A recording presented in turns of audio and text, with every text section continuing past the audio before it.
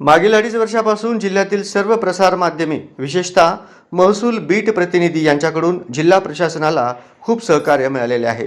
त्यामुळे मागील वर्षी आलेली पूर परिस्थिती व्यवस्थितपणे हाताळणे शक्य झाले। जिल्ह्यातील अनेक महत्त्वपूर्ण प्रश्न व कामांमध्ये प्रसार माध्यम प्रतिनिधी यांच्याकडून वेळोवेळी माहिती मिळत गेल्याने त्यात आवश्यक बदल करून ती कामे मार्गी लावण्या प्रशासनाला मदत झाली। त्यामुळे प्रशासन व पत्रकार यांच्यात पुढील काळात ही चांगला समन्वय असावा असे मत जिल्हाधिकारी कुमार आशीर्वाद यांनी व्यक्त केले। नियोजन भवन येथील सभागृहात आयोजित महसूल बीट प्रतिनिधी यांचा पत्रकार दिनानिमित्त जिल्हाधिकारी कुमार आशीर्वाद यांच्या हस्ते यथोचित सत्कार करण्यात आला। यावेळी ते बोलत होते।